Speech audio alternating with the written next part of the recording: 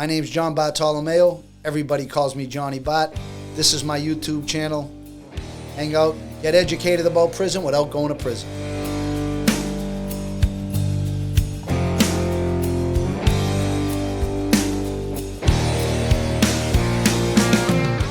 Wow, so a lot of people had a lot of interest in a few reels that I put up on Instagram about, and I put them on some shorts on YouTube, a short on another reel on TikTok about being married twice and divorced twice to the same woman.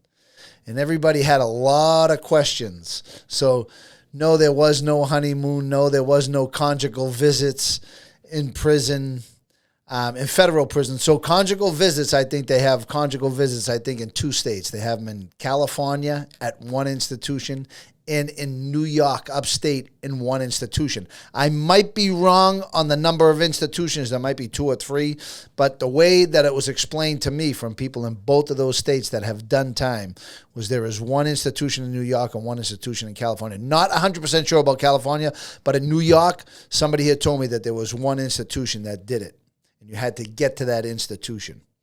So federal prison, you can get married if the outside. So Natalie wrote a letter to the warden saying that she wanted to marry me twice, of course, because we got married and divorced twice. And then I wrote a letter to the warden saying I wanted to marry her. Then it went through every single department in the institution. Rec had to sign off. The priest had to sign off. Everybody, the warden, AWs, captain, everybody had to sign off and say, yeah, we think this is a good idea.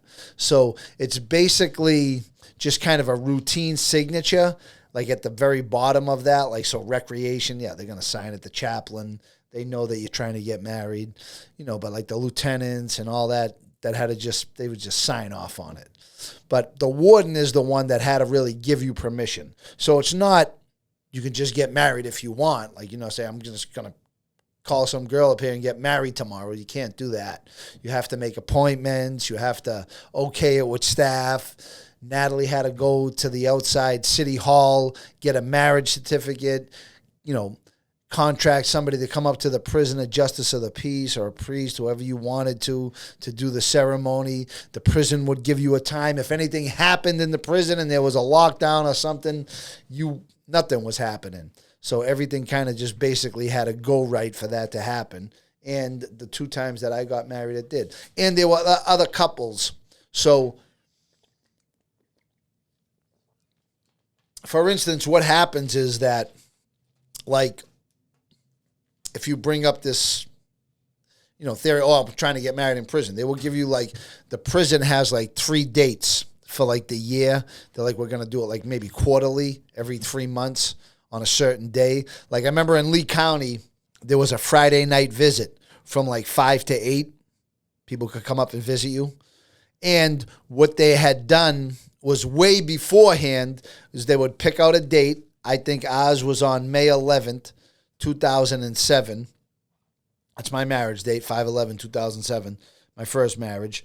Like an hour and a half beforehand, before the visit started, they called the couples that were getting married. They got approval. Everything was already all set. So it's a long process. You don't just say, yeah, I'm going to get married on Friday. I'm going to have my girl come up. No, that don't happen like that.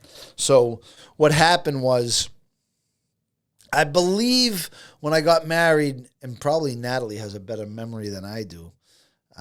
Funny, I talked to her this morning too. And I think there was 3 more couples. I remember Fast Eddie getting married that day. My friend Eddie was from Baltimore. I remember I introduced him to my friend Joey O'Kane. Everybody knows about Joey O'Kane. He got murdered in Canaan Penitentiary. He was a dear friend of mine in prison. He was doing a life sentence. And he was a jokester all the time. So what he said one time was, I was like, hey, Joey, this is my friend Fast Eddie. He goes, hey, what's up, Fast Eddie? He goes, I'm Slow Joe. Like, he was quick like that, you know what I'm saying? So I thought that was hilarious, and it stuck with me forever. But I remember he got married, and I believe there was another couple that got married with us out there. So I think it was 3 couples in total on that day. So that's how it was done. And everybody asks, oh, conjugal visits. No, they don't have conjugal visits. And, and then always a lot of comments, of course, right, about, oh, you had, there was another marriage with you and Bubba, everybody. But I always find that, I just feel this way, that I believe men that like talk about like this gay stuff in prison. I think they have like gay sexual fantasies. I don't know. And I always say like, I wish I was gay in prison. I would have did the best bit of my whole life. Like I'm painfully heterosexual, right? So I wish, I always say that. I make a joke to everybody. I wish I was gay. I would have had the best bit ever. I still would have been in prison. But I just think that people that put those comments, I mean, you know, people are going to put whatever they want. Whatever. I'll even engage with you if, like, you're not a sex offender. There's sex offenders I won't engage with because I know they're sex offenders. I won't even get involved with people that don't even know me are saying things. But I definitely won't engage with them because, I mean, you don't even talk to them. They ain't even real people to me. So, like, I just think it's, you know, I just think that people have those kind of thoughts. Like, if that's your first thought, why is that your first thought? But anyway, we didn't have conjugal visits in federal prison, but I was lucky enough to be able to be with Natalie and to hang out with her. We had like a hotel for 18 hours. And like, that sounds pretty odd, right? I was in the middle of a federal sentence. But what had happened with that, and I'll give you a little background of why me and Natalie aren't together or what happened with us, but I'm sure she has her own things to say. I can't get in her head. And I'd love to have her on here and have her, you know, say whatever she wanted to say. She always talked about how great of a story it was. And she does have a great story, for real. She's a very interesting person. I loved being married to her. I loved talking to her. She's very, very interesting. She always piqued my interest. I was very into her and knowing about her and learning about her as she was with me. But what had happened was, I was in Danbury at the time, I believe, and the way it is it was a low-security institution. So when you're going from a low-security institution to a minimum security institution, which is a camp for us in federal prison, so the camps have no fences, for the most part. Anyway, the ones I was at, and 90% of the federal camps do not have fences. There's some that are built in these institutions that do horrible. Why would you go there and waste? So anyway, you can actually leave the camp if you wanted to. Like I could walk I was in Schuylkill. I was at, Berlin. I could actually walk out of there if I wanted to. And it would have piqued nobody's interest. You know, there's a way you could walk out, whatever. You could walk into the woods, walk out. Nobody would have ever known until they did a count, an institutional count. One person would be missing. Then they would start getting the bed books. They would start getting the pictures. All the sirens would go off. Then they would say, oh, Bartolomeo walked away. He's the one that's missing. Okay. Then they would go about their thing. But it wouldn't be it wouldn't be like you escaped from a penitentiary. Then, because that's maximum security. Then, you know, number one is, how did you get out? A camp, they know, well, he walked away. Simple, right? Rhyme and reason to it. Okay, we'll get him back, and then we'll put him in the hole and send him to a medium or a low, whatever the case may be is. So the reasoning is that you could get a transfer furlough if you requested it. Okay? But like a lot of policies in federal prison, if you request a furlough transfer, you're never going to get it. Impossible. However, we had an administration that came into Danbury. There was a warden and a unit manager that came in simultaneously. And they had this proposal that, why are we spending money to transfer these inmates going to minimum security? Why can't they just get themselves there? We have a policy for that. We'll save money. They don't have to come on our bus. We'll buy them a bus ticket and let them go on their way. Because why? Because if they wanted to walk away from a minimum security, they can when they get there. If they want to walk away on the bus trip, they can. All right. Why are we taking them in handcuffs, shackles, right? Like maximum security prisoners, when we can just send them on a bus for $200 instead of paying, I think, whatever the number was. I'm going to lie if I tell you a number. In the thousands of dollars to transport a prisoner. in handcuffs, shackles, security, guards, food, all this stuff, transportation. So that was their reasoning. And I just happened to catch this wave, right, at Danbury. And anybody that was there knows. Because I know a kid, Chris, that fought tooth and nail to get to go on a furlough transfer, to have a bus. You know what I'm saying? They denied him across the board, said, you're dead. 6 months later, when this new administration came in, they were giving them out freely. I think like over 25 people got them before they stopped it again. And there wasn't a problem with anybody leaving or problems at all. I just think what happened is during this time, inmates walked away from a camp en masse. Like I think about 7 or 8 inmates walked away from a camp. Not our camp, not any camp, surrounded by Danbury, because that was the institution, that was the host institution that was sending people. I think it was, I forget where it was, but I remember this happening. And I remember shortly thereafter, they stopped all the transfer furloughs. And that's what it was. Now, people can get furloughs to go see their sick families. I've never seen it happen but one time in Berlin. A person was allowed a family furlough to leave the institution and then come back, like for a week or something, and then come back. I've never seen it happen. Me personally, I don't know. I have I have 27 years. I've been in camps for how long? I don't know. 5 years, maybe 6 years, 3 years. So whatever that small sample size is, my experience. Now, if somebody got on here and told me, I had a transfer furlough, they were giving them out, I'd be like, I never seen it. But it did happen with me, so that's how I know. So what happened with that transfer furlough was, it was a long, crazy process anyway, because we got denied, and then we're having this inspection. Then everybody went over there, why are we getting denied? And they were like, wait for this inspection to come over, then we'll talk to the warden, we'll get it straightened out. Then I remember one day going over to the office, and she was like, yeah, your furlough's all set. And I had a friend of mine, Figgy, right, John Figliolini, I can mention his name because, he's just one of the best guys I met in prison. I was with him in Fairton first, and we ended up in Danbury together, and he was the person who made the furloughs. He was the orderly for the secretary who made the furloughs, and he ended up talking to the secretary, and he was like, can you please, get him this stop, get him this stop. So he took care of everything to get me the longest route, the longest time out of prison, in other words. But what happened initially was the secretary said to Figgy, like, she denied them.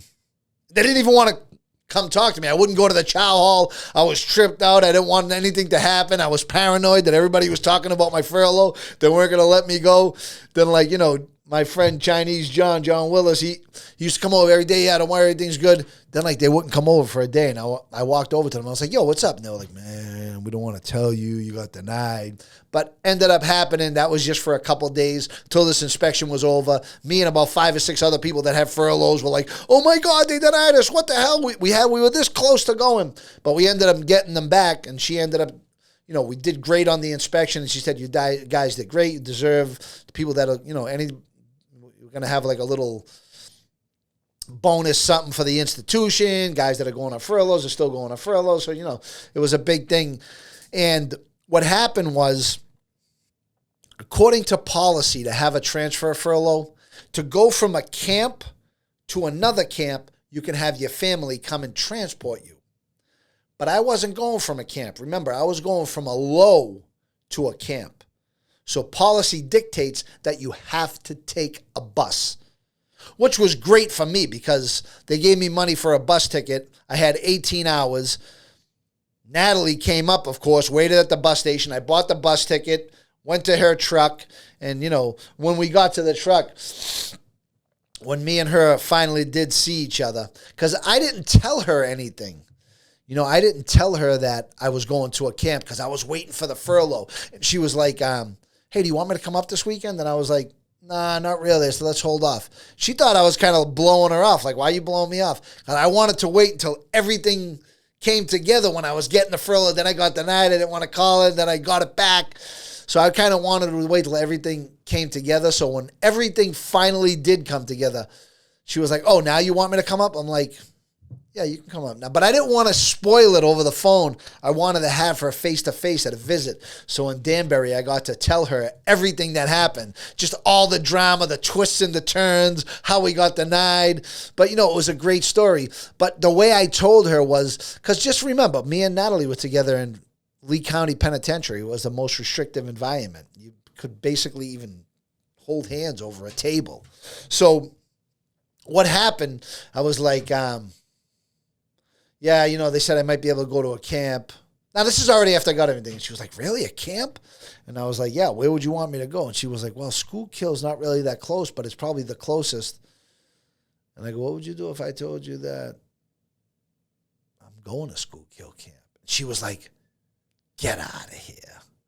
And I was like, yeah, I got it. She was like, no way. I was like, yeah, because so you have to understand the mentality at this point was, yeah, I'm in a low security, there's fences, we don't have no freedom. You know what I'm saying? We're just basically, even visit-wise, you could just touch hands, you know what I'm saying? So it was really hard for her to kind of imagine. She's had experience. Her boyfriend that she was living with got a 35-year sentence as well. It's another thing why, you know, me and her have so much in common. And I believe he's still in prison right now. And she had experience, but only with guys like, you know, doing a gazillion years. So she was like, no way. And I was like, yeah, I got it. She was like, wow, that's awesome. So it was good to tell her that. And then I was like, yeah, you know, so I'm just waiting for her. I got to wait for a bus. You never know when they're coming. She's like, yeah, I know. I go, imagine if you could take me. She goes, oh my God, just give us 10 minutes. Just let us drive and never stop. So I was coming up with all these scenarios after she started saying that. I said, what if we could just go there and just stop and get a coffee and then get back on the road? You know, she goes, yeah, I would just take you right there. And I already knew that we had 18 hours, and it was only going to take us like maybe 4.5, 5 hours to get to where we were going. I forget, but it was going to take us a short time to get there by car, you know. So because what happened is according to my itinerary on the bus, I had to stop in New York for 2 hours. I got money to get food for them 2 hours. Then another stop over here for an hour. So I had it where it was a horrible bus trip, but I wasn't taking the bus. I wanted it to be as long as it could be. And we achieved that objective. And we did just that, precisely that, right? So, and I was like, yeah, could you imagine? She was like, oh my God, could you imagine? She goes, why don't they let us? Jesus Christ. I mean, why don't they? So we went with the back and forth, and I finally said, guess what? I got a furlough. She was like, get the out of here. I was like, I got it. You know what I'm saying? But it's going to take us 6 hours to get there. She goes, how much time do you get? I go, how much time do you think? She goes, 7. I was like, 18. She was like, oh my God, are you serious? So we ended up getting a suite. She did, right near the prison, because I had to meet the town driver. I can't drive right to the prison. Remember, I'm supposed to be on a bus. So I got to meet the town driver from Schuylkill at the bus station, you know. So we ended up, you know, hanging out that night. And I always say the most classic quote that she ever said to me ever was, after we got to hang out together that whole night, and then I finally went to prison, back to prison. That's what everybody said to me. Everybody's like, oh my God, everything is going to be so fast. Wait till you leave. Because don't forget, after 21 and a half years, they gave me money for a taxi, and they sent me out of prison. I had a furlough, right? They took all my property nuts. So I just had like a little bag of stuff that I had. After 21 and a half years, they let me out of prison. Then I had to be back in 18 hours. So everybody's like, you're not going to believe how fast everything is. You're going to be so shell-shocked. It's going to be crazy out there. You're going to be like looking around. You've been in prison for so long. Wait till you get out there. Not at all. No way. It was one of the best set of 18 hours I ever had in my whole life. I got into the taxi with the guy. I was like, yo, my man, what's up? He was like, hey, all right, where you going? You going to the bus station? I give him a tip. I went into the Dunkin' Donuts, give the broad a $20 tip.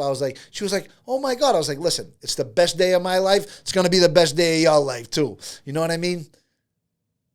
Nothing. Bro, seamless integration. I went and hung out like I was, bro, when I walked outside that door, it was like I was never even in prison. You know when I got shell-shocked? When I went back to prison. After 18 hours and I walked in there, I was like, oh my God, this is horrible. But I felt like I was reborn. It wasn't too horrible. And I was at a minimum security place, no locks on the doors. My friend Nutty from New York hooked me up with Mike and them guys and Timmy when I got to school kill camp and Jid, the 3 guys we had a fucking blast with. They were great dudes. We had to hook up like you would never have a hookup ever in prison. It wasn't even like prison. And then I remember I said to Mike one time, I was like, hey, Mike, when they locked these doors, he looked at me, he said, what did you just say? Don't ever use that word here again. It's a camp, right? They don't lock doors. So he was making a joke, but I was like, oh, all right, Mike, we don't say that word around here. Okay. So it was funny, but the funniest thing that Natalie ever said to me, getting back to my story, was when I called her the next day. She told me that she don't feel like she got into a car accident. She felt like she got into 2 of them. So I always thought that was, well, I did my job, right? I mean, just think, I was waiting for months for this furlough. I knew I was going to get it. I was working out every single day. I was eating good. I was running. I was jumping rope. I was like at the top of my game, just thinking about, I'm going to be with a girl. This is crazy.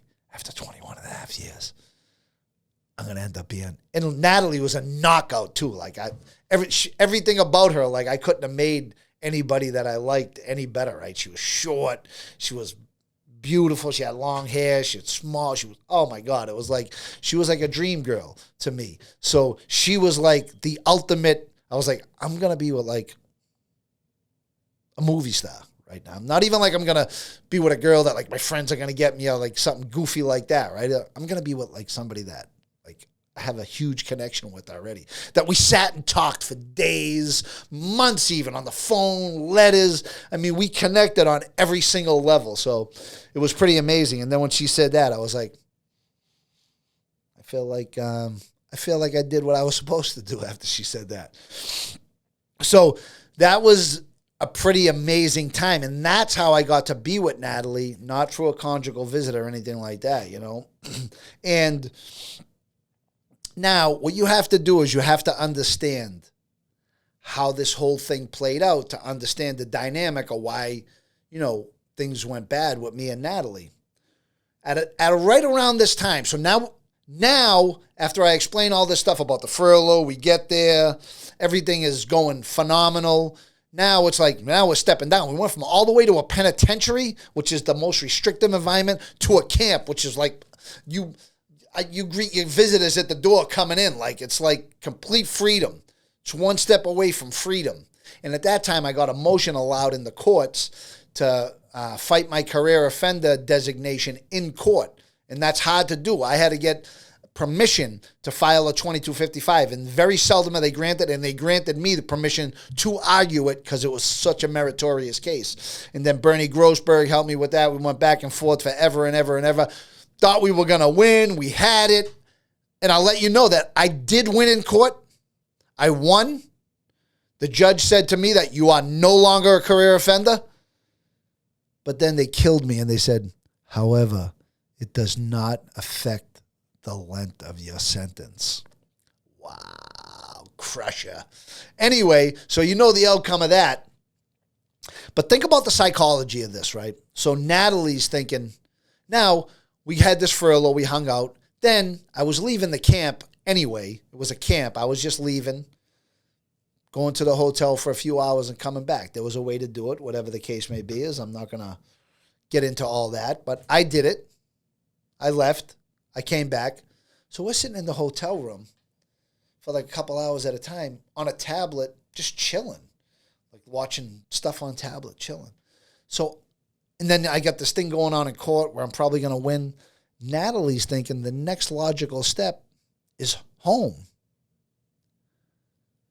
Then I got locked up at the camp for investigation for a bunch of different things.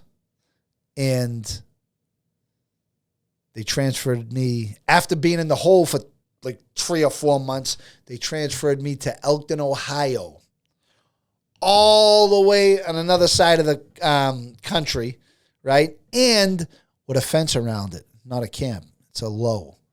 And then, so we went from thinking we were going to be home to higher security prison with some problems. So that's why it never turned out good for me and Natalie. She thought the next step was going to be home. The next step for me was another federal prison, more secure. And I'm not going to say she blamed me for it, but, you know, she was like, you know, why did you get in trouble? And whatever the case may be is, it's just, I don't know. I'm not going to put words in her mouth, and I'm not going to say what she told me and stuff like that because, you know, it's whatever it was, it was. But that's how the relationship deteriorated. So that's that story. And that's the episode. What can I tell you? Where can we go from there? This is probably part 3 of the 2 reels I put on Instagram. But listen, share this stuff. We got stuff coming every week. 6 o'clock on Sunday is when we put it up. Share it with your friends. Keep commenting. I'll get to all your comments. Let me know what you want to see, and I'll put it up here. Good holiday season.